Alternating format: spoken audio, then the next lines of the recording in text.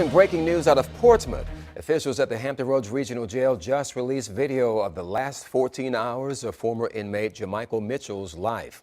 Today is the first time Norfolk Sheriff Bob McCabe spoke about his plans to improve the facility. This move is in an effort to increase transparency. 10 News Side's Deanna LeBlanc has been on this story since we first learned of Mitchell's death.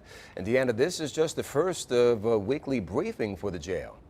Yeah, those briefings have started since Norfolk Sheriff Bob McCabe took over the jail 2 weeks ago. But the reason that video is so important is because we've heard reports from inmates, from relatives about what happened to Jamycheal Mitchell. But for almost a year now, we've been asking the jail for answers. Today, we may begin to start to unravel those answers. The video is 14 hours long. I literally just got it. We will not be able to show it to you right this moment. We are working to convert that video, but we requested that video from the jail back in April.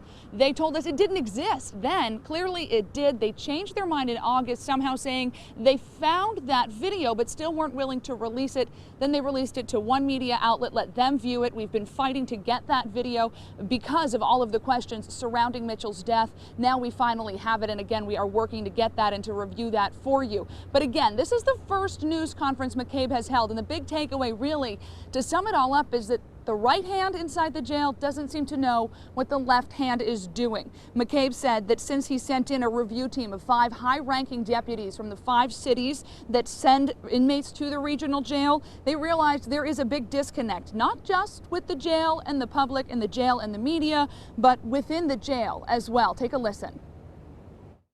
Communication is not going to be a surprise to you.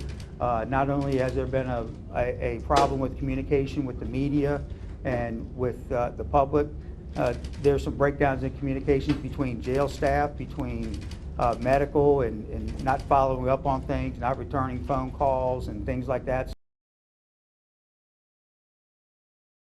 Be ready to talk about that, about if any personnel will be fired, about if any schedules or personnel will be shifted around. He said all of that he'll be ready to release at next Friday's media briefing. Again, these will become something that he does on a weekly basis because he knows we still have a lot of questions and the viewers still have a lot of questions about what's going on inside this jail. Now, McCabe also talked about the makeup of the inmates. He said 70 to 80% of them have some sort of illness, whether physical or mental. We'll have more on that coming up tonight at 4, 5, and 6. Something else that happened inside, the president of the Portsmouth NAACP joined in on the press conference, and he told McCabe he felt that nothing really concrete was said in the news conference. It lasted about an hour, but he said that McCabe basically made himself available but didn't really provide anything transparent.